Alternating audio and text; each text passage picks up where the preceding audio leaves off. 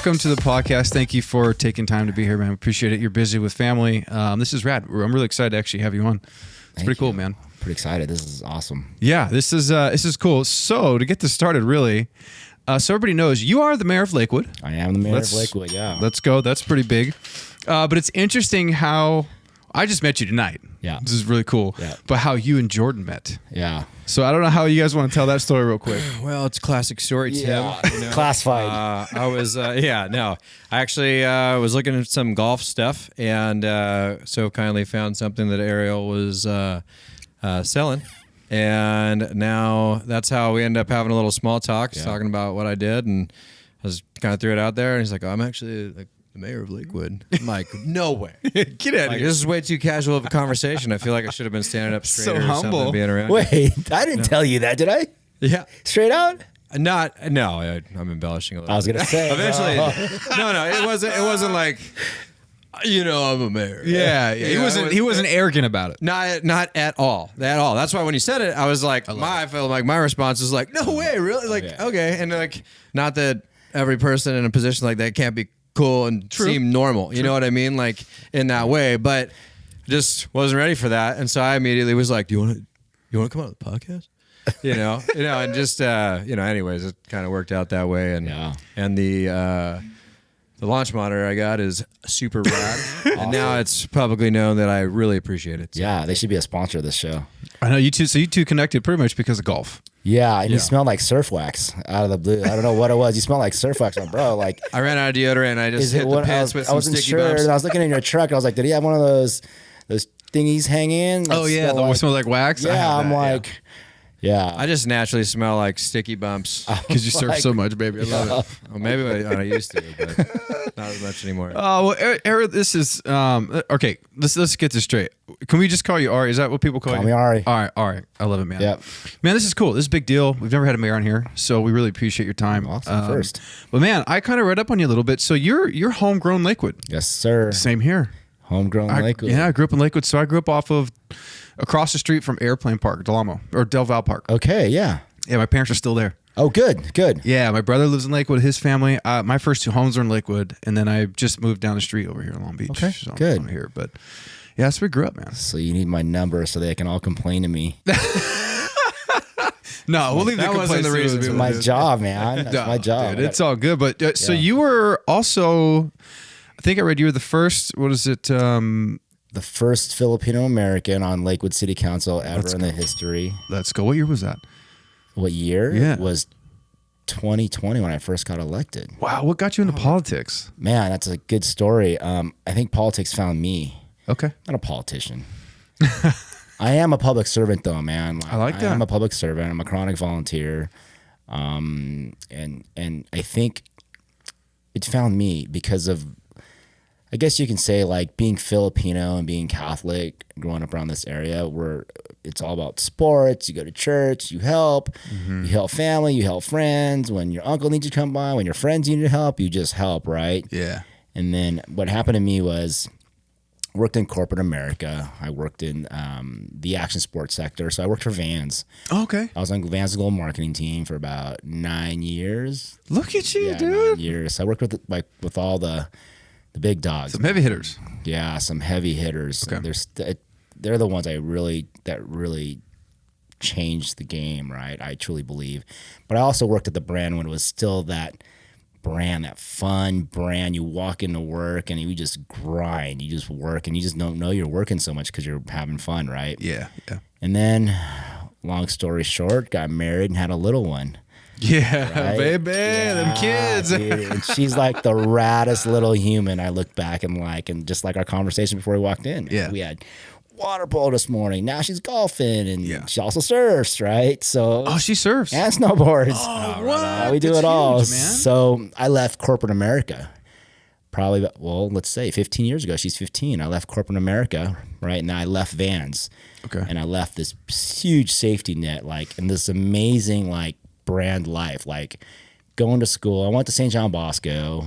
Okay. And then from there, I went to Bosco. I actually want to go to Lakewood because I played Pop Warner for Lakewood, and I want to play baseball for Lakewood. Oh, okay. But I don't know how old you are. I'm pretty old.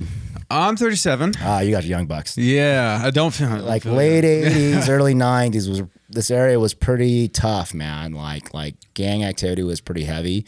And all the kids I played sports with, it was easy to get swayed, right? Because like the homies from Long Beach, and all the Pop Warner kids and all the Patrick Henry kids I played baseball with. I mean, and then we just had it was so diverse, but could be easily swayed. So eventually Dad's like, you're going to Bosco. I'm like, what?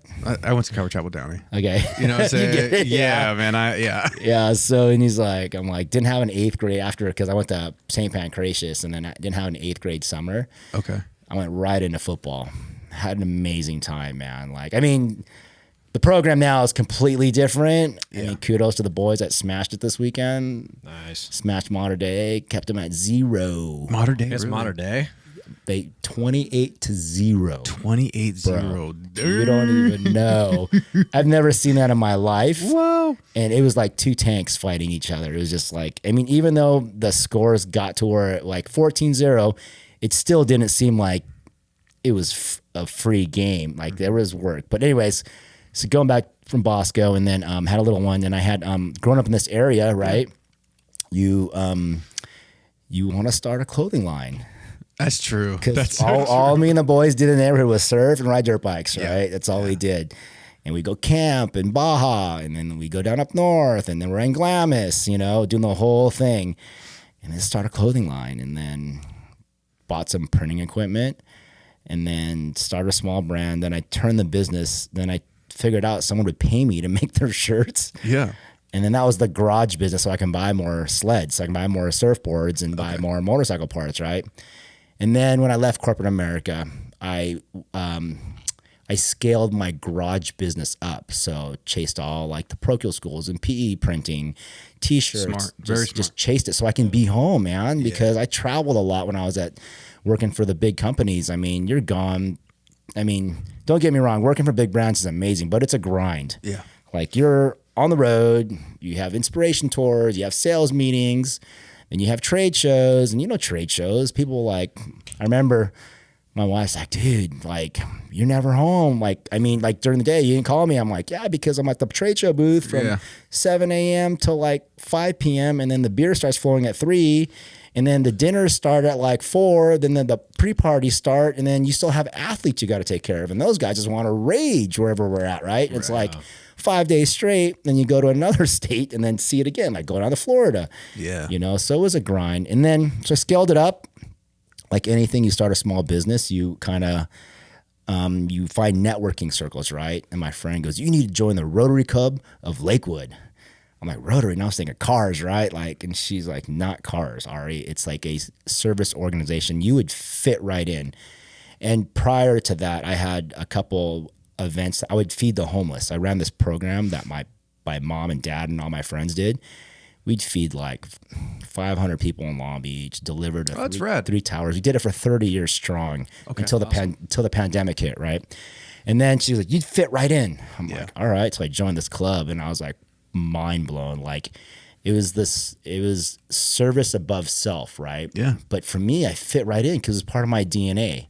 I was all about volunteering. Volunteering is not like a hassle to me. It's like something you naturally do. Hey, go volunteer, go help. Yeah. Okay, good. Like you don't, it's like I didn't like have a choice. Like it was just part of my DNA.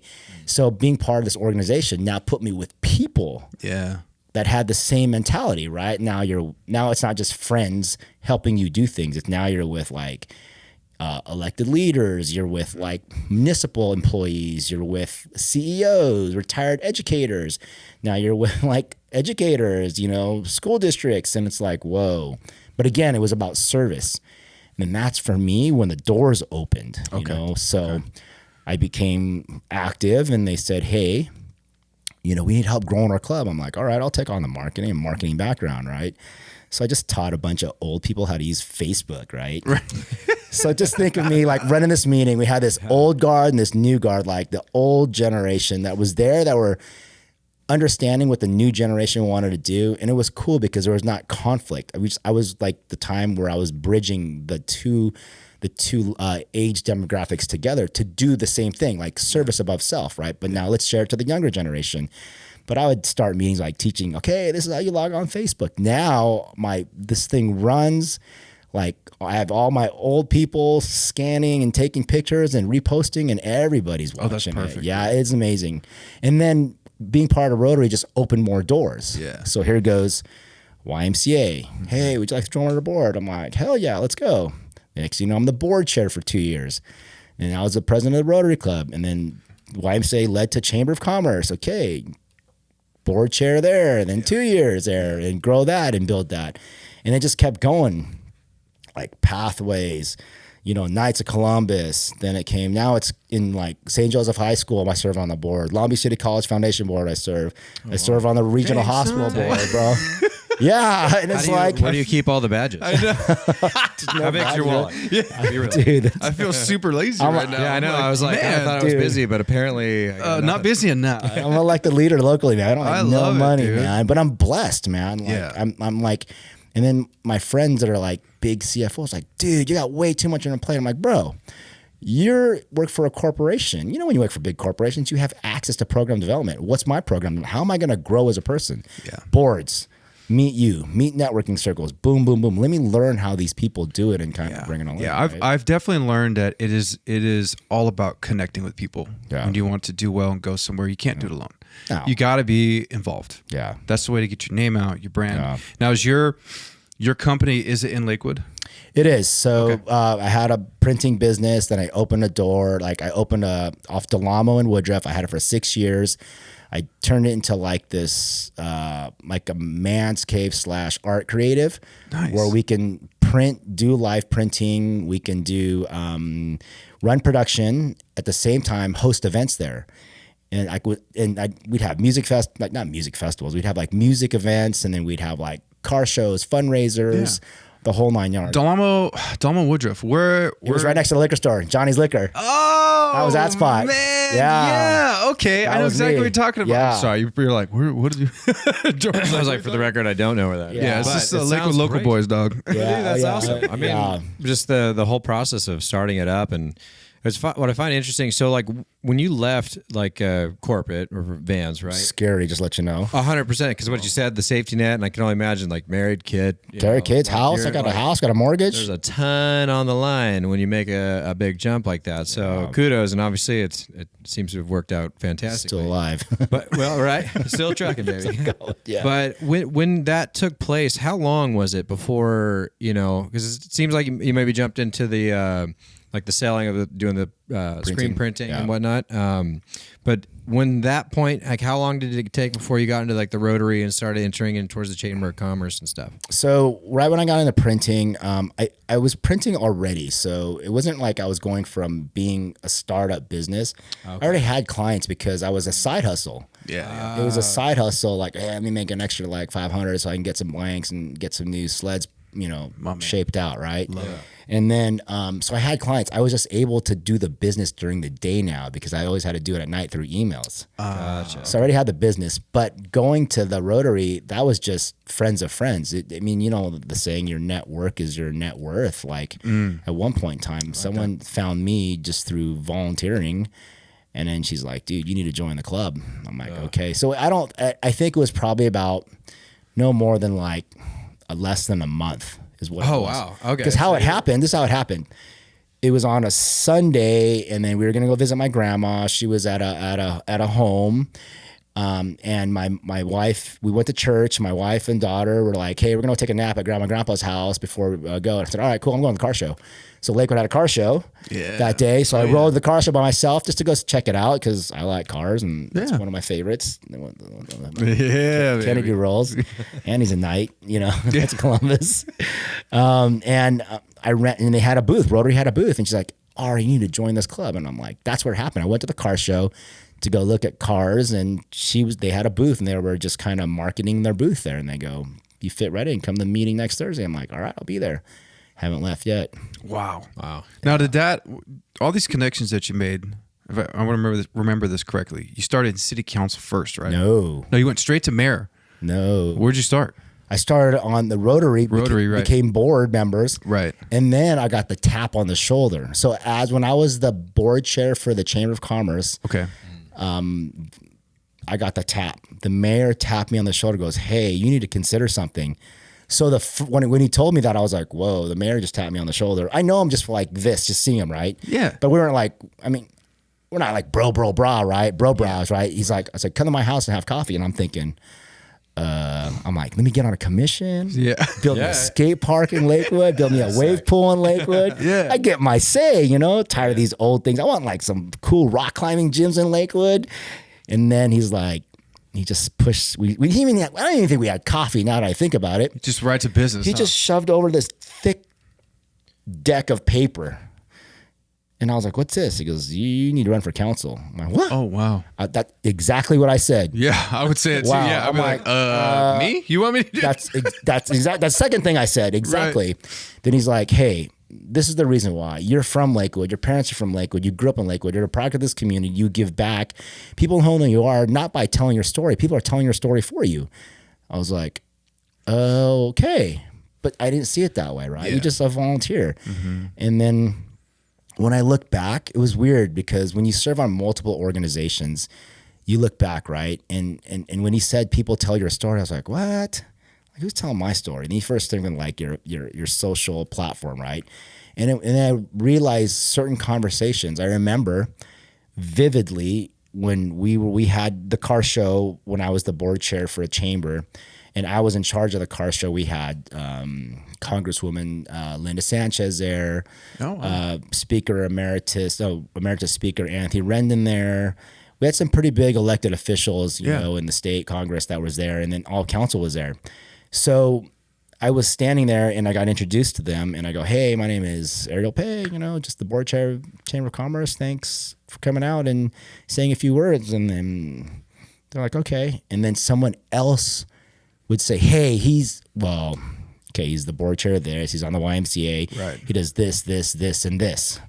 And I was like, yeah, that felt good. Yeah. Because I wasn't propagating it. I wasn't telling anybody. I just do it. It happened naturally. It was organic. Yeah. And you just do the work and people will see, right? Yeah. And that's what happened. Did he convince you that night, or were you like, hey, let me go home and like stew on this for a little bit? No, I went home and while I watched TV, I sit down next to my wife. She's sitting like right there. And I'm like, hey, hon, what's up? I go, how'd your meeting go? She goes, I went, good. He wants me to run for council. She's like, what? I'm like, is that what you think of me, babe? Yeah, is that what you think? Like, what does that mean? She's like, how are you going to fit that in? I'm like, I don't know. Yeah. I go, what do you think? I said to her, I go, hey, this is a us thing.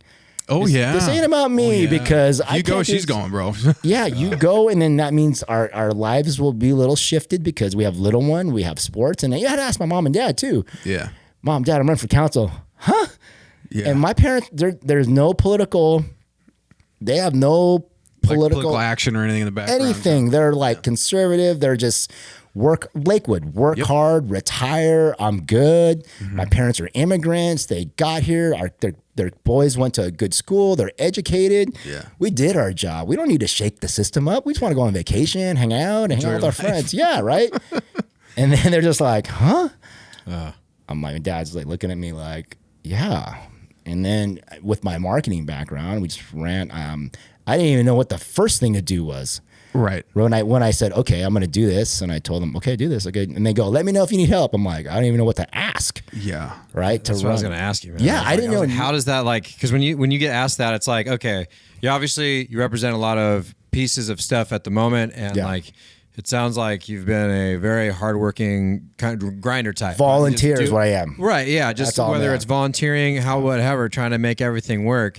When you had that, what was that next thought process of once it's like you kind of get past okay, I'm gonna do it. Like, what was the first thing that you have to how do you do you secure some sort of popularity or secure some sort of, obviously I know there's financing and things like that go into running. Yeah. But what was that first step basically, if you kind of remember how you felt and yeah, so I just sat there. I'm like, okay, I'm gonna run for council. What do I do next? I don't know. There's no book on this. Yeah, I think there is. I didn't go and search how to run a campaign because I knew marketing, I knew strategic branding. I knew messaging. I knew your for marketing, it's print, social, your web platform, and then community development. Right? If you can manage all three of those and find monies for that, then you're good. You can tell a story, right? Yeah. And but it was still, it's politics, right? I knew I'd zero. The only political circle I had was a TV.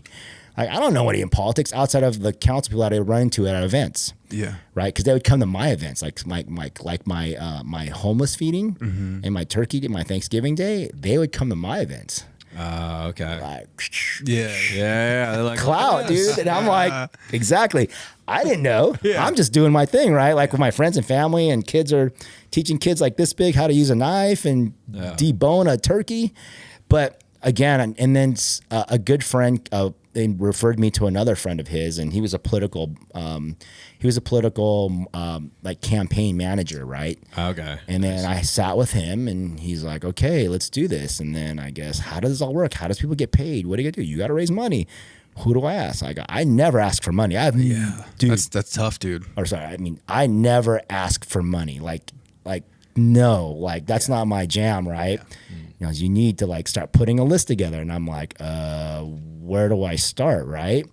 And then, but he got me to understand the whole like broad scope of what has to happen, messaging. Okay.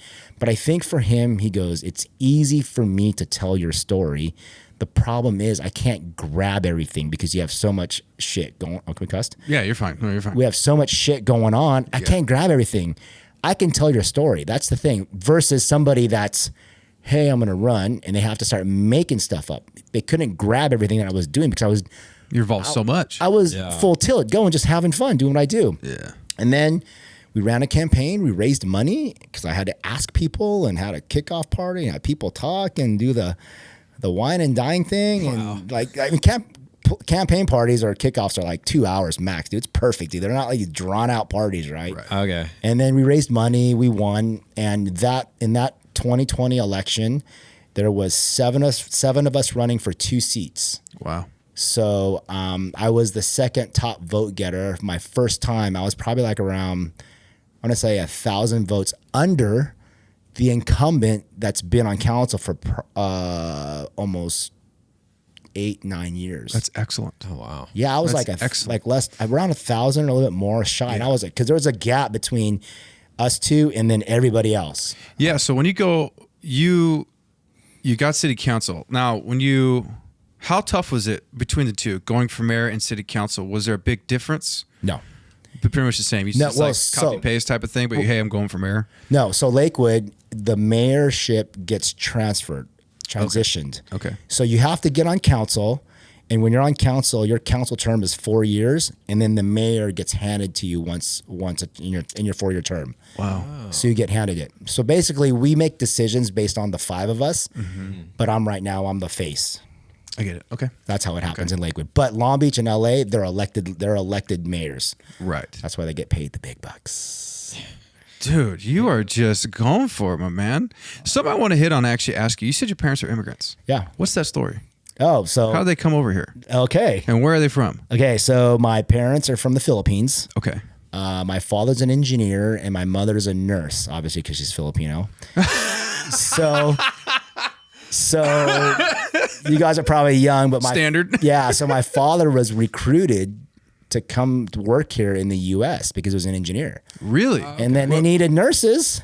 So he came to work for, he got recruited by Firestone, which is now the Citadel. Right. And then he worked for a firm and retired there after like. What year was that? Were you born here? You were born I was born here, yeah. Okay, so you're first generation. First generation, yeah. So I was born in Culver City, but grew up in Cherry Cove. Okay. You know what Cherry Cove is? Oh, yeah. Oh, yeah. We were one of the first Filipino families in Cherry Cove. Look at, what the heck, dude? Dude, I got called out on that, dude. Yeah, I would imagine. Because my first election, so I'm campaigning, right? And let me tell you a story. It's funny.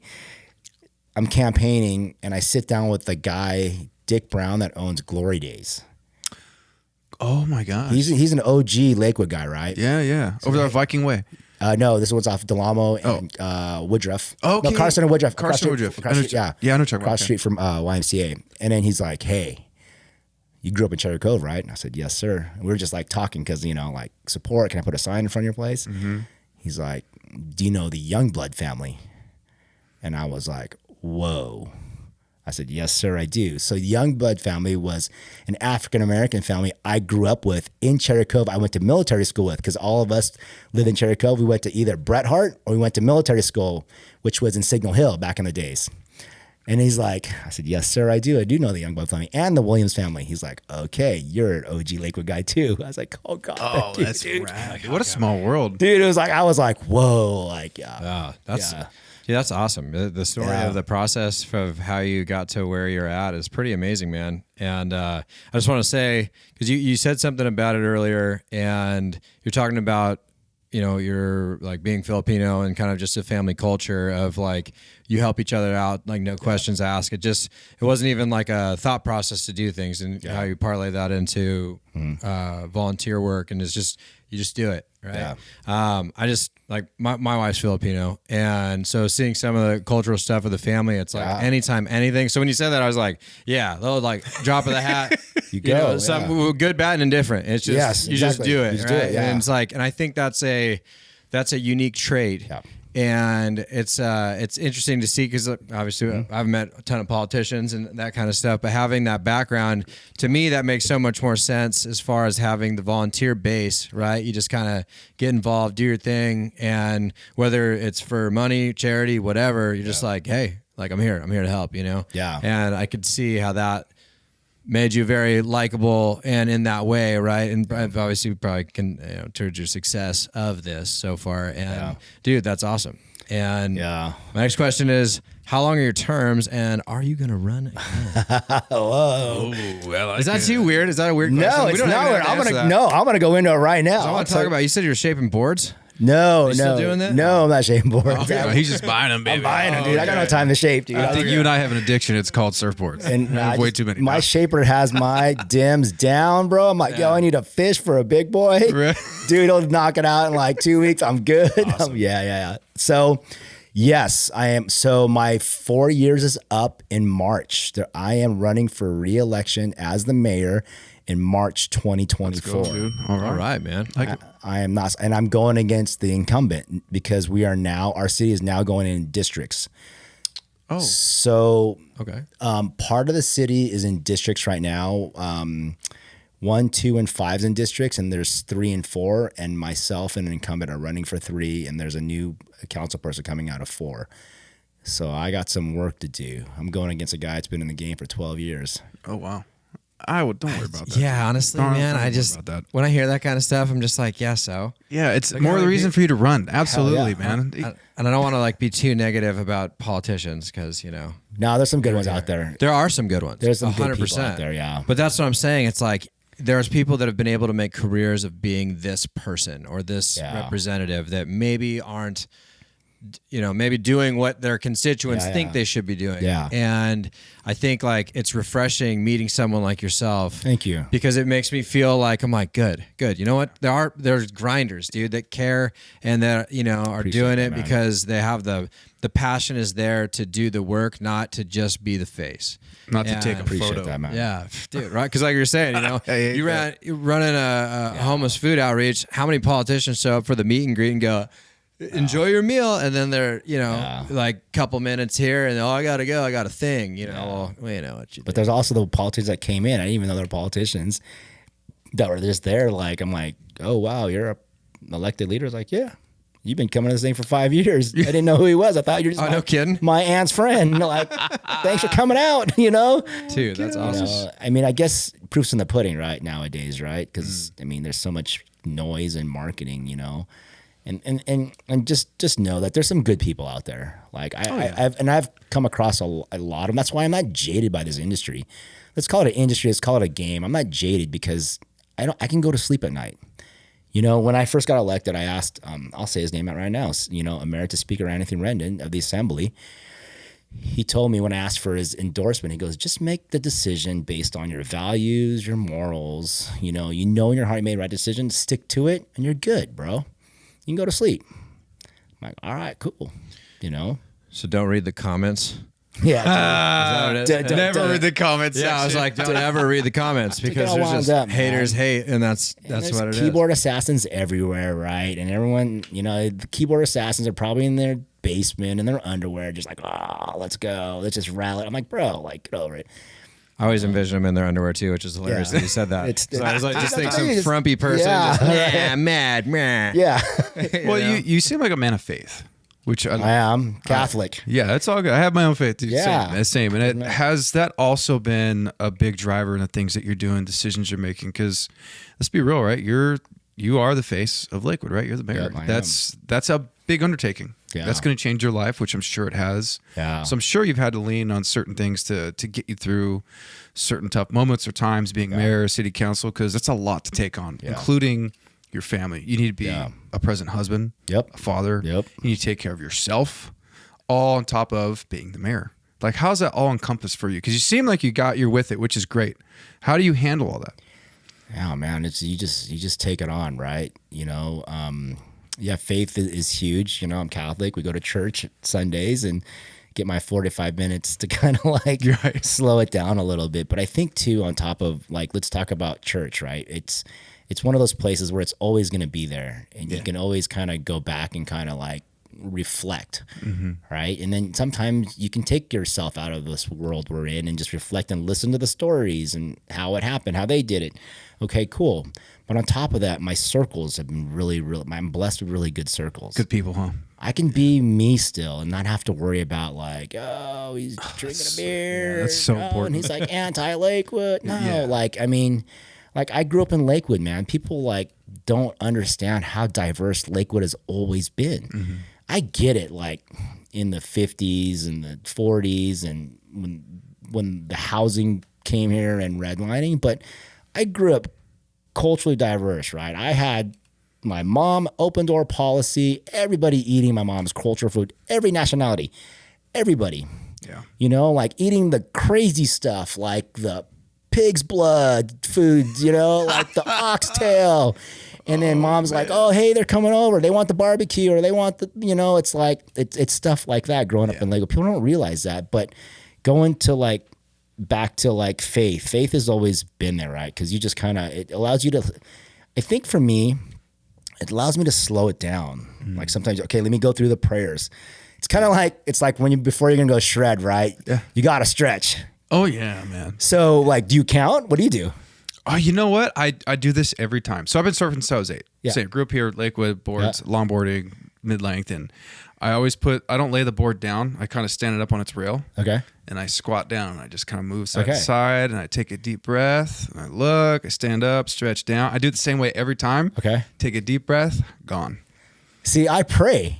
I love it, dude. Because if I lay back, twist my back, and sit there, if I do the Hail Mary, then that's count on that side. Then I do another Hail Mary on the other side. Yeah. Then you're giving time, right? You're not like on one, and you use it to like stretch. Yeah. Like I'm stretching my lower back, upper back, or my arms. Okay, let me, instead of counting, I usually pray. That's cool. It's kind of weird. No, I think dude. that's a good routine. You're knocking 2 birds out with one stone. Yeah, dude. Yeah, right. It's very time efficient. We talk about surfing here all the time. For me, it's in our line of work, we need to defuse. So when I get off duty, it's either mountain bike and trail running. I go surf. I skydive for fun and paraglide and all that stuff. I do a lot of ridiculous stuff.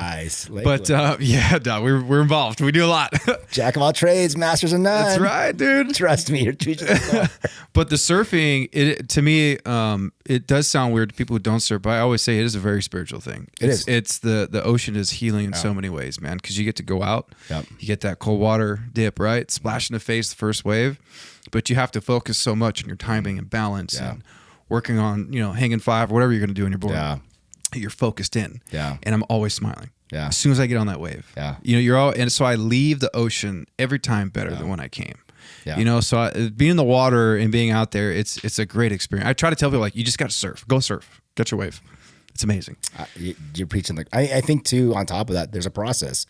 Leaving here, and then you have that time to think before you get there. And then when you have a process coming, when you're done, like, what, you go grab coffee, you get something to eat, you stop by Kate and buy something. But like, there's a process of like decompressing from having fun, right? And it just kind of like lower. Yeah, trust me, you're preaching in the choir. Oh, it's good. And you said your daughter serves, right? Yeah, she does. She serves. Such So a good I also am an avid longboarder in the mid links now. Yeah, she serves, and but it's tough because we have sports, we have water polo, and she loves snowboarding, but I can't have her ruin her wrist, man. And then she's not gonna be able to throw the polo ball, right? So I'm like, oh yeah, You can wear wrist guards underneath, but it looks. I was thinking about that. It looks lame, man. I get it. We used to ditch. I'd have her ditch school in elementary. I Like, love dude, it. we just got dumped on. Let's go. Don't worry, mom's not gonna get mad. You're such a red. We'll be back by 3 o'clock, dude. We'll get like 10 runs in, 15 runs in locally, and come back. We're good.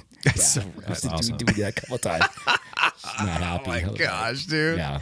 Guys, so being in politics, kind of like you are, reality is you're liked, and then you have people who don't like you. Absolutely.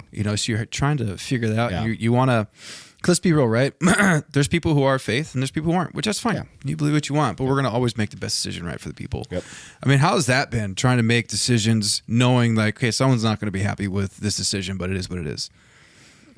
So going back to values and morals, right? Like obviously it's values and morals of yourself, and then the decisions I make is based on my community. Yeah. Like I think of like you guys like grew up in my community. Like my parents are still alive and they're in the community. Yeah. Right. My little one's in the community. How does she get to be a kid still and enjoy being a cool little human and still be a kid? And my parents, their age, I built this community. How do I have the right programming for that? Right. So when you look back at it, it's more of like making decisions based on that. Okay. Of like the people, like, okay, don't want to raise taxes. We don't need a tax measure because you're just taking more money away. But you know what?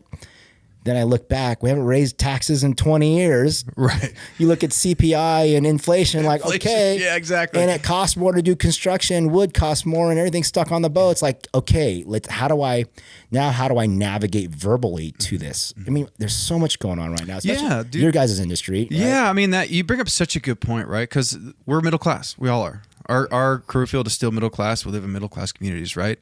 And you bring up a great point when it comes to inflation right now. Yeah. Right. And we hear it a lot too. Oh, they're raising taxes again. They're just taking our money. You're hitting the middle class hard. But it's like, have you really read into everything? Yeah. You know what I'm saying? Like, do a little more homework. Don't just read the headline, because you're trying to make a decision that's best for the community. Sometimes it's going to be a hard one, and you got to do what's best. And people are, oh, you're taking more money from us. You're like, well, here's why. It's not what you think. But yeah, no, going back to that, yes, it's one of those things where I just make like, it's navigating conversations, going back to that. It's because if they understand why, then it's sometimes the information they get is really minimal. Yeah. And then you share like the breadth of the information. Then it's like, oh, okay, it makes sense. Yeah. I remember when I got elected the first time, this guy was like just anti me. Like he didn't even know who I was. Right. I go, let's have coffee. And I was like, I told my wife, she's like, bro, like, you want to have coffee with this dude? You don't know who he is. I'm like, I don't know. He was busting my chops. He was hitting me hard. I'm like, okay, let's have coffee. So I meet this guy at coffee, right? And I go, he's like, the first thing he said, I don't like Anthony Rendon. Well, let's bleep his name out. I don't like the assembly speaker that you guys are talking to, or you guys talk to in the city that represents us. I was like, okay, why don't you tell me why? And then I'll call him and I'll tell him. He's like, what? That's my job, for you to tell me why you don't like everything he's doing, and I'm going to tell him. Then he's like, oh yeah. I'm like, then he was kind of taken aback, right? And I go, okay, that's my job. You're my boss. Yeah. Like people say you made it to the top. I said I made it to the bottom. Take that pyramid and flip it upside down, because I got 80,000 people that are telling me what to do now. Right. They're my bosses. You live in Lakewood, you're my boss. Your brother, your family are my bosses. They need to tell me what's going on so I can fix it. Yeah. So we sit and we get to that first question. His second question was like, well, you're going to raise taxes. You're going to pass a measure in Lakewood. I'm like, okay, the last time we raised taxes was 20 years ago. How long you lived here? I lived here 25 years. Like, bro, I've been here 50 years, bro. Yeah. And he looks at me and he's like, really? I'm like, yeah, 50 years, dude. I can tell you anything about the city, how it's turned, how it's changed. He's like, yeah. I go, you're a business owner. I'm a business owner. Do you like working past 5 o'clock and missing time with your family? He's like, no. Well, everything's gone up in price. Cost of goods sold have gone up. CPI has gone up. Inflation's gone up. Yep. Something has to budge. Yeah. And he's like, yeah. Give me 5 signs. Oh, did he really? Hell yeah. I was like, I love it, dude. I got home. You know what? That's how it's done, right? Yeah. We've said this. I've said this so many times on here. It's almost like sometimes it just takes that simple conversation. Yeah. Is it going to be a little intimidating at first? Oh, yeah. Yeah, but I mean, what happened to the days where, why can't I come to you and talk to you? And if we agree to agree, cool. If we agree to disagree, cool. Yeah. Maybe I'll learn something from what you're educating me on. Maybe you'll learn something from me that you'll get educated on. You can take that back to somebody else, but it's almost like so much has changed to the point where it's like, if you don't believe what I believe, it's just boom, boom. You're a piece of this, you're that. You're kind of, it's like, whoa. That's this is about talking, right? Yeah. Have a conversation. Yeah. I love that you did that. That's huge. I think that's like the breakdown of kind of where society though is a little bit. And I don't mean that like I'm not singling any group or anything out, but I'm just saying like that, like what you're saying, the ability for like, let's say if you're going to do a town hall meeting, right? And someone's going to stand up. And if you ever turn on your local channel and watch, there's always characters. I think is a safe way to say that. I think it's fun. That show up that can or can't be. But like instead of being the one on this, like watching the screen, if you disagree with something, or even if you have a question about something, I mean, at the end of the day, like that, you got to get past the awkwardness. You got to get past that uncomfortable feeling. And, if you have a problem, speak up, say something. And, and on the other end of it, like, dude, you're trying to 80,000 you represent. Okay. So there's going to be a couple people that are always going to be pissed because in your family, I'm sure there's one person that shows up to a holiday, at least one. I was like just one, maybe. I mean, depending, that's that pissed off at everything person, they happen to exist, and I think that's really cool of having that. I hate to use the transparency word because I don't like these buzzwords sometimes, but having that is very important, and being approachable. Let's use that instead. I like that. But having the ability to be approachable constantly, I mean, will pay dividends for you, I'm sure, long term. But that's what hopefully people that are representing the groups in these cities are, and all the way up, right? That you hope for that. Now, at the end of the day, you're not going to be able to call up, our governor and say, hey, I don't like this. What the hell's going on?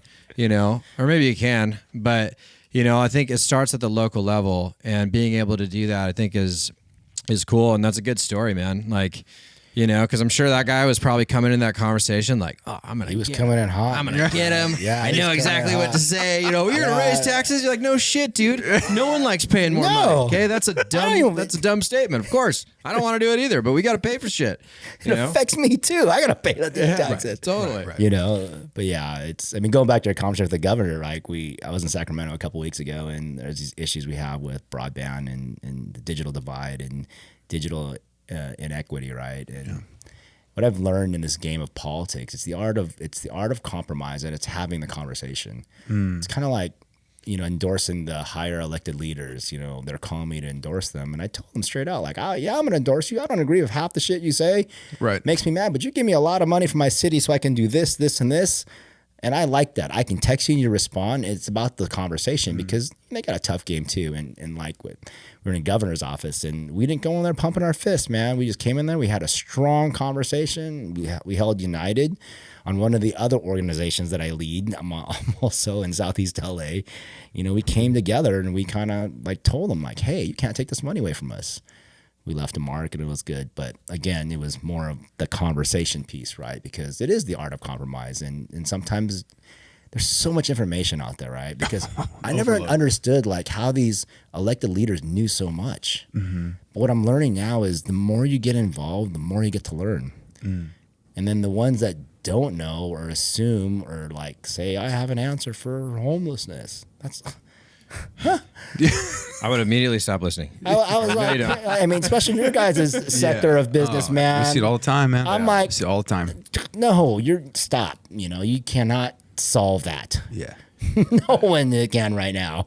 And I think that's like, like going forward just with, and hopefully there's I think a larger change of that political representation approach, at least I'm hoping, because I feel like at the end of the day, like, there's people that, they're interested in politics. Then there's people that get pissed off at politics. And then there's people that never question politics, which I find fascinating. But there's all these different types of folks with how that goes. And it's like, at the end of the day, I think having someone that you can, like, not just accepting the position that they're in and being like, oh, I trust this random person to make all the best interests for me, but having someone that really represents that, you know. And again, like, we don't have to get all super political, because there's always going to be, you know, differences and ideologies and whatnot. But at the end of the day, I feel like even if someone was, you know, represented my area that I didn't agree with, how they present themselves, how they carry themselves, how they're, you know, not just like, I mean, when I'm saying that, I don't, you know, like the old school politician, like suit and tie and da-da-da-da-da, we're going to end this and blah, blah, blah, blah, you know, because, like, dude, it's hard to say that and then ask for, like you're saying, ask for a measure raise, right? And then as the citizen of the area, I'm looking around going, damn, dude, my taxes went up and I don't see new roads. I don't see this. I don't see that. So that creates that, you know, kind of I don't know, tumultuous? Tumultuous? Does I say that? Tumultuous? Like Sam too, is that appropriate vernacular? Okay. Tumultuous. Anyway, makes me sound like I have a speech impediment. But either way, what I'm getting at is that it's good to have that as the platform of how you represent yourself. Yep. And in that process, in the politician game, I think that's what I hope to see on a larger base. And there are good people that have the ability to do that. Yep. But it's being able to, like, do it and have you believe it. Yep. You know what I mean? Versus like, it's just like a car salesman, or, like, you know, the kind of, anyway. It goes back to proofs in the pudding, right? And I'll share, because you mentioned a story about being like the politician. So when I got elected, someone said, do not change who you are, like your personality or nothing. Accurate. Yes. And it was like, there's times for me to be suited and booted. Like, and I'm all about suits now because I got a tailor and I love suits. Dude, now. I think your photo, your mayor photo is in a bow tie, right? Yeah. Fantastic. I love it, dude. Thank you. It looks great. Thank you. But, like, I do a lot of talks to, like, a lot of local high schools. And I remember I was at, I think it was Mayfair High School. I did a talk there like 3 weeks ago, and I did like 8 periods, right? And then the moderator were like, okay, we're gonna have the mayor come in, and they're just expecting some dude in like a suit to just kind of like just send all this information out to them, right? And I was in my joggers and my Nikes, you know, a t-shirt and a hat, and they're just like, and I sat from the crowd. They're like, whoa, you know. Even I was at Lakewood High School last week, right, to their leadership class. And I was there, and again, I showed up in a Hawaiian shirt, and because I wanted to show that these kids, because I need to figure out who. I mean, I've only been in this game for like less than 4 years. Mm-hmm. I need to figure out who the next round of leaders are, so I can very good. So I can kind of like be like mom and dad and chill and know that there's some kid thinking out there that he wants to do like a skate park. He wants to, and I don't like the word change. I like the word evolve, right? Like that we evolve. Like my job is not to change my council. My job's to make sure I bring my lens to the table, right? Whether it's looking at something different. And my ideas get shot down all the time, but they heard it and they're not anti my ideas. It just doesn't make any sense financially, or how do we do this? Where's the space? I said, okay, that's cool. That's fair, right? And that's the job, right? And now I'm looking for, like, I try to get these younger kids, like, you don't gotta be in a suit all day. If you want to rock a blazer and a suit all day, cool for you, but I'm not. I'm going to run around in my Vans. I tell these kids, you're lucky I'm wearing socks today, because no one don't wear socks in my Vans, right? Because, and they're like, what? I'm like, dude, yeah. I'm like, and what I did too is, instead of like telling them information, I change it to the method of inquiry. I let them, I just start off like, I walk in, yell, what up? I'm the mayor of Lakewood, Ariel Pei, the first Filipino-American. Let's go. And then they're like, okay. And then I say, ask me a question. And it always happens right out of the gates. It's random. Like, what kind of car you like? 67 Lincoln Continental, airbag on Supremes. And then they're like, what's your favorite color? Cobalt blue, candy with a little pearl. They're like, and then they ask me, like, you know, like, how much money you make? I'm a local elected leader. I don't make much, you know, but they ask me, and then they get deeper, right? They say, okay, so what was the thing that turned you to get into politics? And I tell them that story. And then so I change it to method of inquiry versus telling them the story, because, and then they're going to fall asleep. They're going to be on their phones, and that's whack. Kids on their phones. You're getting engagement. Yeah, I get really good engagement. Yeah, right? that's super important, because that's what I was going to ask you is, like, you know, from your point of view, we see this all the time. We hear people okay, we're part of a union, right? So voting, all that stuff, right? You're going to hear people squawk. Yep. And it's like, okay, well then what are you going to do about it? Oh, well, I ain't got the time, this and that. Best counter. Yeah, it's like, oh, I ain't got the time. I can't do that. But how do we get younger people involved with volunteering and government and running for office? Because that is a big gripe. I would say, at least I hear from people I know just around and also in work is, politicians just old people up there all the time. And that's nothing wrong with older people being up there, but you hear that all the time, right? Yeah. So it's like, okay, so how do we get the younger generations to get involved, to see what you have done and other officials and be like, hey, we can do this at a younger age. We can make a difference. We can be involved with the community and go farther than we thought. How do we, my question is, how do we do that? I just expose them. So going start, I'm going to do a heavy plug right now. Is that cool? Oh, go for it. All right. Plug it. So I had this conversation with my ASM, my assistant city manager, probably about right after less than 7 months in when I was on council. I go, hey, so I was a product of not going through the commission system. Mm-hmm. I went from chronic volunteer, board chair, president of 5 or 6 different organizations, skipped that part, ran an election, got on council, right? The normal path would be high school, student government, civics, ASB, make your way around, get on a commission, serve on a commission, then get in, right? To council would be the normal. But in Lakewood, our commissioners are so old that they didn't want to get to the next level, which is okay, right? So I go, we got to figure something out. So I go, how do we get these kids to be exposed to something? But when we do this, I don't want just your youth in government, man. It's just like beating on a leather piece of hide for hours, and then it's not cool or fun. But how do we blend this together, right? So I told them, okay, I'll go find the money, and then we'll figure it out, and then we'll figure out the curriculum. But what I do want, I told my Paula Beltran, my assistant city manager, I go, hey, I want them to be exposed to profit, nonprofit, public sector, private sector, and then everything that falls in between that, and let's figure it out, because all these other academies or in other local cities, they do more of the public policy side of things, which is cool.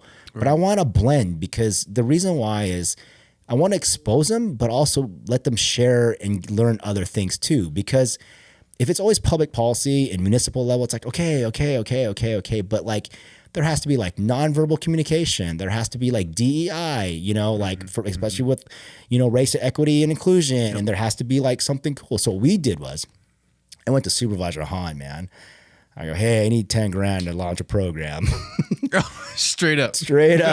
Straight up. This is the Lakewood leadership. We didn't even have the curriculum built, but we had the shell, right? Yeah. And then we had to fill it in backwards. So, and now let's fast forward 3 years. It took us 1.5 years to write the curriculum, my staff, and then we launched this thing called the Lakewood Leadership Academy. And it wasn't for high school kids. It was for older, your age demographic, 20 to 50. And it was more of the way I looked at it was more like a certification, right? Because you guys are applying for a job. You guys are neck and neck. Mm-hmm. Oh, this guy went through the Lakewood Leadership Academy, which has diversity and equity training and nonverbal communication. Oh, they went through team building, right? Conversations. And it just gives you a step ahead. But the speakers were key. We did history of Lakewood. I had the family, a good friend, Steve Van Doren, the family that started the Vans company, shoe company. Yeah. He came down and he spoke to the crew, and he gave them books, and he talked about how to build teams and what their families did in the brand, right? And everything that encompassed that and inspired this whole room. And I have a room full of, there was, I think 42 that originally signed up, and I think 37 just graduated the first cohort of a 9-month program. Nice. And there was a buy-in, because if it's free, then some people won't show up, right? Yeah. We made them pay to show up, and everybody showed up. I think a couple of people, a couple of girls got pregnant. They were on their pregnancy. Yeah, but we had a diverse amount of age demographic, from YMCA to some guys that work for the state, some guys work for the city. They just wanted to learn more. But we had my buddies, Brandon Ball from Starch Creative. We used to work at Vans together, but now he does all the merchandising for all the big brands like Red Bull and Vans and Adidas, right? And then we had nonverbal communication, just an array of things. And this cohort just just bounded together. They're all different, but now they started like volunteering together. Some of them started another like leadership academy, women's and leadership academy. They started strictly for women's, and they're all still connected. And that's like, I think I don't want to say the word groom, but more of like stirring the pot. Stirring the pot. You're teaching it, but you're also, it's like that succession planning. We hear that all the time. Who's going to be next in line that we can show how to do this, but in a great way, like you're doing. I mean, that's huge, man. Yeah. You brought together these people. Yeah, they paid, but they came. Now they're starting their own group. I mean, that's huge. Yeah. Now you're creating community. Yes. Now you know that we need community, right? Yeah. That's what we're made that way. We gotta be around people, and now you're showing them, hey, here's how we do it. Here's how to be involved. If I can do it, you can do it. And that's honestly how I became a firefighter. I never thought I could do it. I was a terrible student. I was not good at school. Yeah, I was just horrible, but ended up doing the Explorer program. Yeah. That's the thing that it shows you as a kid, okay, we're going to get you involved. This is paramilitary. You need to cut your hair. We need to see your grade report. So I started getting my grades up, working harder, teach you how to work as a teammate. Yep. They taught us how to talk confidently with people, because in our line of work, we're called to anyone's house. Yep. It doesn't matter if you worship Satan, God, atheist, whether you're gay, straight, black, white, Indian, it doesn't matter. Yeah. We serve you with respect. You could be the richest person or you could be the poorest person, but we're going to help you. And it taught me so much confidence, working as a team. So what you're doing is huge, because that's always my question. What are we doing to get good leaders in? Young, start them young, get them in here to start working and hopefully come on city council one day, be mayor, and then who knows, go higher. And that's why I purposely like the joke between our executive assistant is like, is it Lakewood casual or is it RE casual? Serious, because it depends on my audience, right? Because, if there's an older demographic, I'll adjust, but I want the kids to see like, yo, like I can do that too. I had someone approach me at a golf tournament. We're playing a golf tournament. He's like, bro, one of us is up there, man. He's like this. I'm like, he just straight out, dude. He's like that, like straight out, like one of us is up there. Like, it's like, this is attainable. Yeah. Or when I did that talk at Lakewood High School, like these kids were just engaged, and then no one walked up and shook my hand. You know what they did? They go, yo, and they gave me the, like they didn't have to come acknowledge me. I knew I got to them when they just gave me the piece, like, or they weren't like this to me. I'm like, that was more than just, hey, hi, hello, can I have your business card? Yeah. He just gave me the chest pump and the fist. I was like, yo, like that was cool, man. So it's stuff like that, right? Like I show up because like my little one, like, hey, she's been born into this giving life, right? And and she's gonna be fine. But like, what about everybody else? Because I have this networking circle that's so expansive. That's why I share it. Because what am I use myself? Yeah. You must as well share and everybody have fun, right? Yeah. Rising tides raises all ships, man. Oh, my man. I win, we all win, man. It's like, that's just the way it goes. Yeah. That's cool to hear. Like, I mean, just the attainability of the success in this line of service, right? I think that it's, like, I don't know, like what you're saying earlier, when someone asks you about that, you're like, whether you never thought about doing it or how do I even get to that point or start the process in it. Oh. And I think having that representation is very important, because I don't know, like if you would have, I mean, obviously now maybe I've learned things as I've gotten a little bit older. But going back to when I was in my early 20s, like if you said, hey, you want to get in politics? You'd be like, dude, I didn't go to college. I am not, from a affluent family, all this kind of stuff of what I thought had to be a thing to get involved in that way. So, by starting up the program and whether it's or an academy or just the certification or even how you want to label it, but that's super rad to hear. And, hopefully listening, if you're younger and you're involved and you're passionate, dude, get involved. Yeah. Lakewood Leadership Academy. I mean, it's for everybody just to kind of get a check, but it's like, we want it to be fun too. Right. And have engaging speakers. Cause when I worked in the industry, man, we had some rad speakers, and there's nothing better than walking away from a keynote and you're like, whoa. Right. I remember, I'll tell you right now what happened. Why I got in the action sports sector was, I was at Long Beach State. It was my business law class, and had this presenter come in, right? White dude comes in, slick back hair, looked like a veterano, white t-shirt, blue jeans, had his cons on, and he was talking about business law class. I'm like, what's he gonna talk about business law? He was the dude that launched Roxy, presented the brand, the concept of Roxy through Billabong, and then went from there. Wow. And he showed us their first their lookbook, right? Mm-hmm. Dude, their first lookbook was shot at like La Fonda. K30. I'm like, no, that's La Fonda right there. That's rad. I was like, dude, I know La Fonda. Yeah. I go, is that La Fonda? I was like, yep, you know La Fonda over there by K30 is? Yes, sir. That's rad. Yeah, so I was like, okay, I'm getting in this game. Yeah, so I think that's what got me into the action sports sector was that. But dude, he just rolled in. He wasn't suited and booted. He came in like the industry. You guys know the industry, right? Like, and I tell people all this all the time. Like, I'm hoping my city it's starting to not loosen up, but like even being a municipal, people spend like 8 hours a day there, man. Like let's have fun. Like, you know, I mean, it hasn't happened yet. Like, you can bring your dog in and let's pull the rugs out, have cement, right? And like have this energy level there that they just want to go to work. Because I remember being at Vans and like, oh, you haven't been on vacation in 2 years. You need to go on vacation. Right. You need to like decompress, or hey, you've been on the road for like the last week and a half. Go home for a couple of days. We'll figure it out. Come back and let's go. You know, like giving you that balance. You know.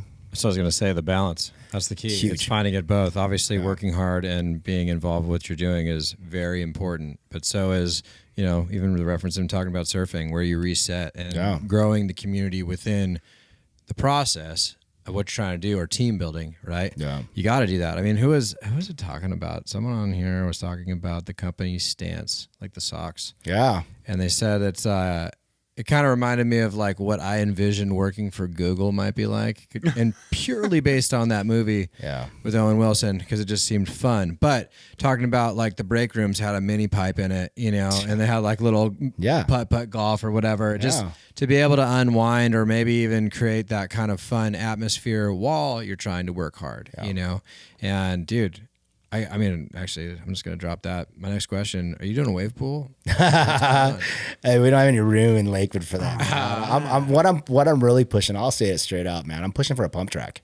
Oh, sick. Okay. All wheel encompassing pump track, right? Because now it's not so skate centric, even though.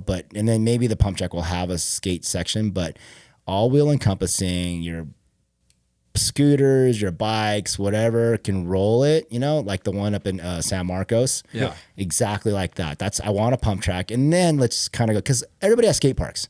You go to a skate park, go to a skate park. No one has a pump track. I want a pump track. Please make one. We're working on it. Okay. I'm working on it. But there's a couple of capital improvement projects that has to go first. Yeah, I know. Sure. And we're going over like a general 20-year master plan for the city of Lakewood for their park systems. Oh, okay. And you better believe my input's like I want to make sure we like everything from, you know, like the how do we call it? It's not the word. I don't know if I can say. It's like the inclusive or exclusive. Like they don't say the word disabled anymore. No, inclusive. It's inclusive. Inclusive. So like at the parks and like pump track, like for everybody in Lakewood, because you know Lakewood, we're not about club sports in Lakewood. We all play club sports because we got introduced. Lakewood was built to be affordable for families to play all sports. Yes. That's why it's subsidized. Like you can play flag football, you can do hula, you can do gymnastics, and it's not going to break the bank. That's what I grew up doing, flag football, dude. And I loved it. And it's not going to break the bank. That was what Lakewood's about. But like, I get heat all the time from all the Pop Warner presidents like, well, we need more football fields. I'm like, well, where are you going to build it, bro? We're here to expose flag football in hopes to play Pop Warner, right? Right. We're not here to run Pop Warner programs because it's a little next level, right? Mm-hmm. So it's one of those things where, So what about, speaking of like land, okay, so right next to City Hall, it's across the street from, I want to say it's Smart and Final, and there's like Home Depot. You know that big dirt lot in the corner? Yeah, Clark and Delamo. Yeah, is anything going to happen? Yeah. That's been that way since I was a kid, since I can remember. Something's going to happen there. Okay. Well, I mean, if we're going to go on the record, off the record. So what's happening right now, like the state's pounding the shit out of us on putting housing, right? Okay. No, housing's not going to go there. Okay. So they're pounding the shit on housing. So we have to look at the the parcels in Lakewood and see how we can accommodate these numbers. And every city's getting pounded on, and they're getting these ridiculous numbers. So we're trying to find a way where we can kind of meet in the middle. So the Lakewood Mall and like other malls like Cerritos, Downey, or Stonewood and Cerritos, they're going to change. There's going to be blended use, right? It's going to be housing on top and then mall on the bottom. Oh, okay. But we'll restructure it, right? Like, let's get a cool little downtown. Like, I want to cross between what they do in Europe, Asia, LBX, what they do at the Links over there in El Segundo. I want to mix between all that. Like, so we have things for like to go to the brewery and the parents hang out there by a fire. The kids go, but I want outdoors. I don't want just buildings and retail. So that's going to change. So we strategically are trying to figure out what we can do in that property to complement what's going to go on there. Why are we going to put on restaurants here if there's going to be restaurants there? Why are we going to put, so we're trying to find ways to complement what's going to go down in the future versus making a quick, That's like a 5-year plan, huh? Or more? I'd probably take 10-year plan. 10-year plan? Yeah. It's going to be cool because if I'm here, I'm still here. I have my input. It's not going to be just buildings and walls. It's going to be cool shit, man. I'll tell you what. I don't want no cool shit. There's one thing I like at the Lakewood Mall, and that's the bowling alley. Yeah. That place is packed all the time. Yeah. You have to reserve. So Cinder 1. Yeah, Cinder. That's what yeah. So there's a rock climbing facility coming to Lakewood, right? Get out of here. Really? It's where the Office Depot is. Okay. Where Office Max. So across the street, they're part of the same umbrella. It's like, dude, they're just gotten to the second level. They're building a rock climbing there now. Oh, that's so rad. Kevin Hart's putting a restaurant in Lakewood. Oh, No what? way. Yeah. Get out of here. Oh, Kevin Hart, huh? He's putting a restaurant in Lakewood. There's some good movement Cool. in on the retail sector, but just know like Lakewood is pretty much built out. It's 94% residential, community based, and 6% commercial. So our commercial tax dollars comes from that whole area. Plus a lot of the sales tax increase that we did in 2020, we capture all online sales too.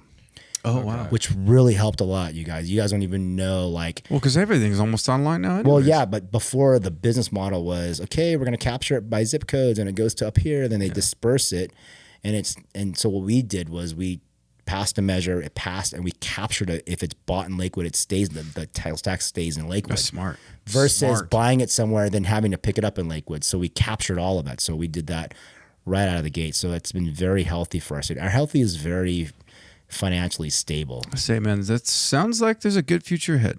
Yeah, pretty rad. Lakewood's good, our leadership, and I've learned from the ones before me and the ones now, right? Like there's 2 guys on there that are just super smart that have been in the game a long time, and I just haven't soaked in all their thinking, their information, because at one point in time they hand it down and then I got to hand it down, right? So it's very challenging. Is there a downtown Lakewood area, like as far as like if you were to say, hey, Saturday night, let's go out here? I mean, there's the mall, there's restaurants and stuff. Like there used to be Fuddruckers. I mean, it used to be. I don't want to. It's not a bad question. I'll tell you why. Because Lakewood was rated the most boring. I think years ago, the most boring city in Southeast LA County. But you know why? The metric was based on bars and clubs.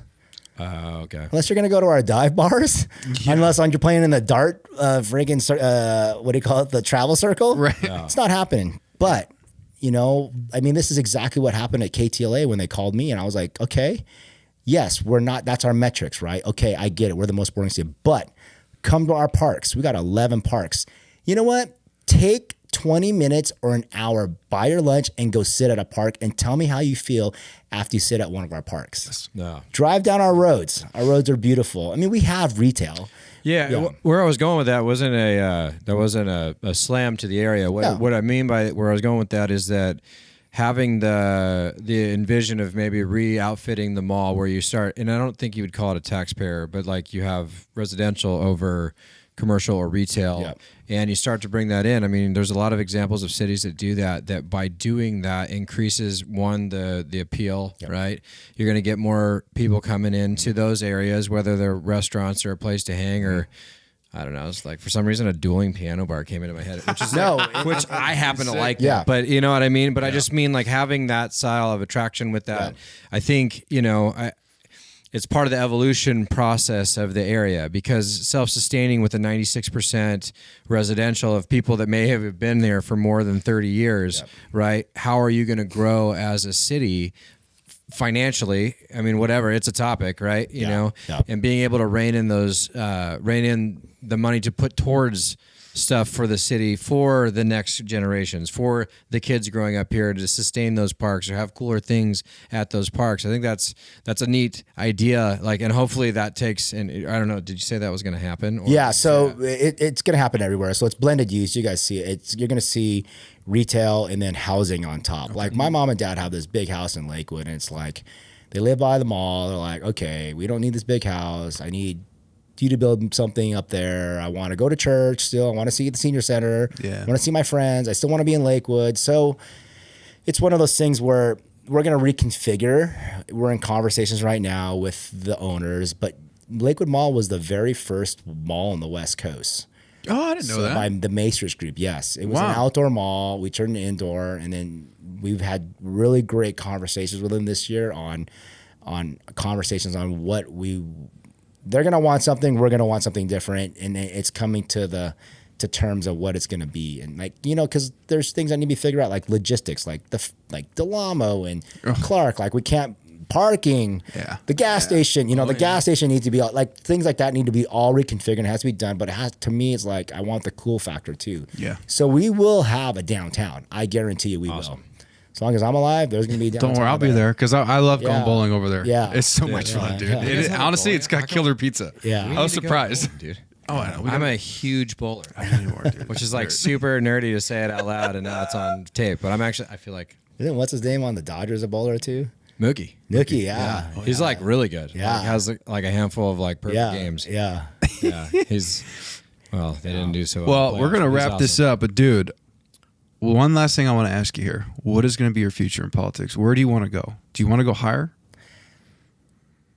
I am at the local level right now. And as like, my steps have been not, I've walked through every open door. Got you. So if there's a calling and it makes sense, I'm in.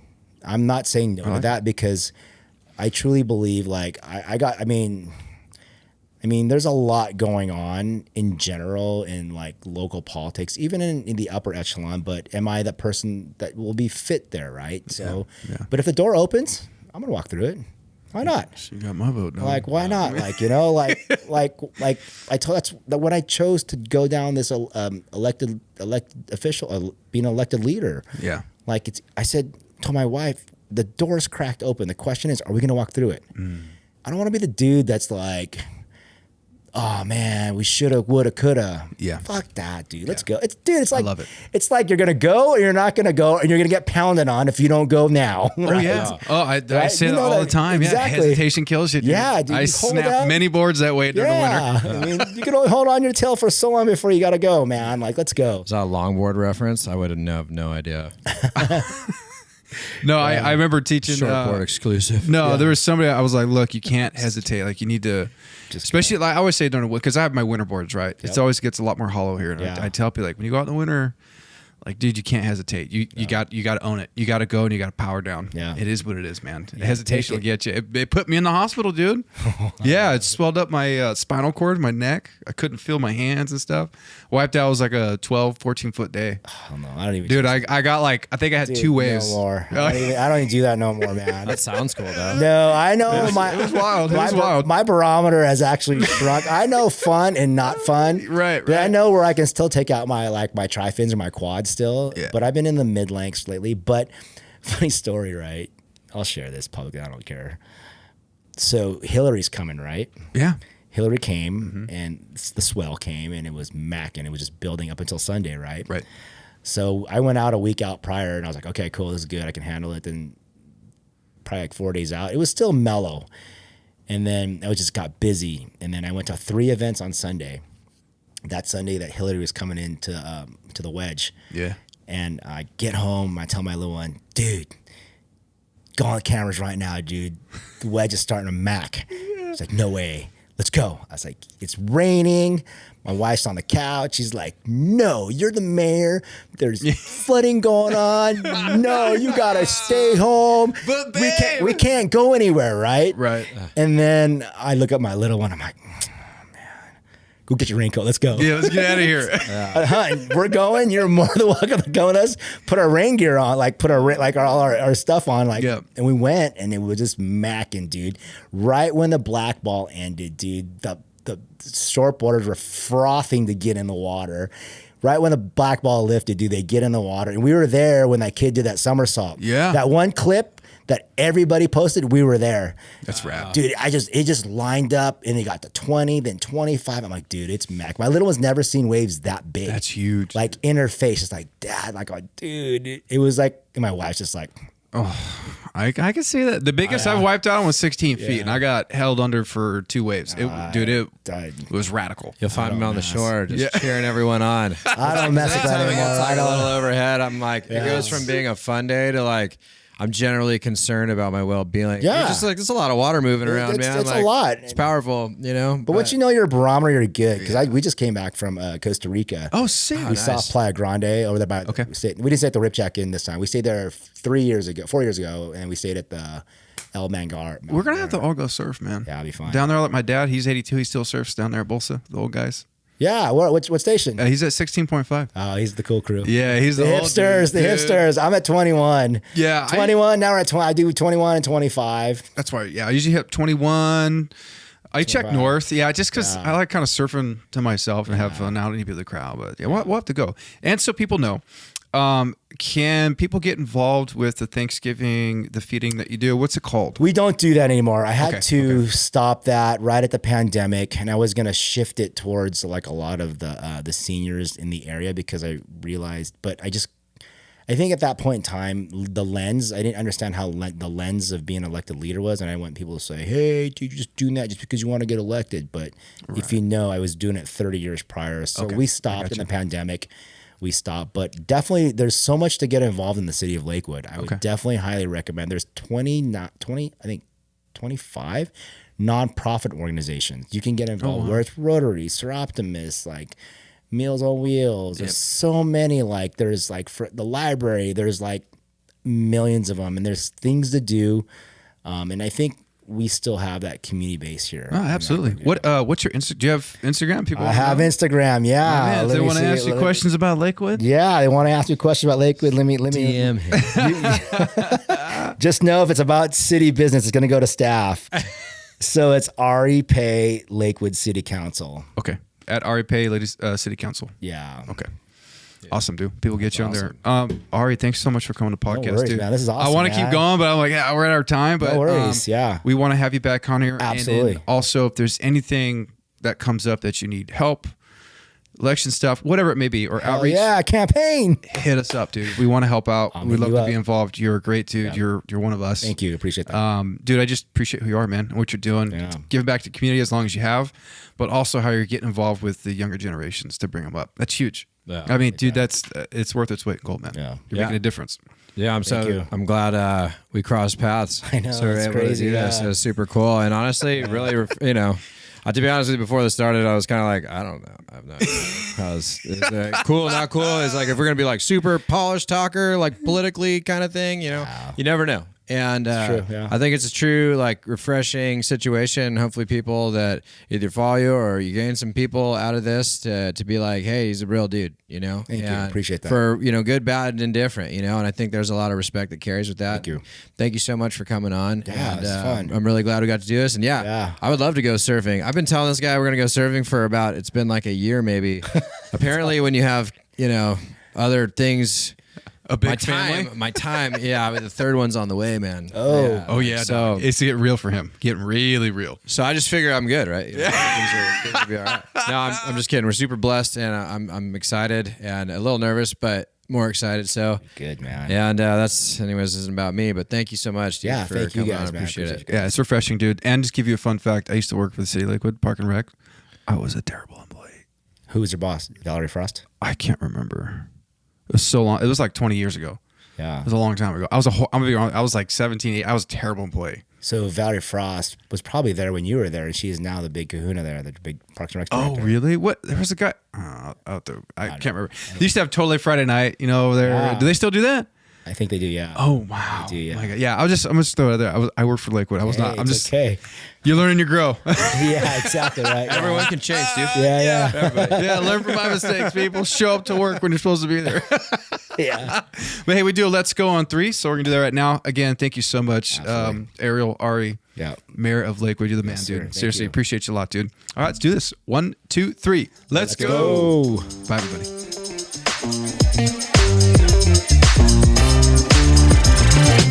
Thank you so much for listening in. If you liked what you just listened to, please leave us a 5-star review on Apple Podcast and on Spotify. Please follow us on YouTube, on Instagram, and on Facebook. And a big shout out to Stephen Clark, our sound editor. He's a huge part of this team that is unseen. It's 89 Barbers, our first sponsor. Look good, feel good, be great. That's 2 locations, Orange, California, and Long Beach, California. Book your appointment online, 89barbers.com. Bye, everybody.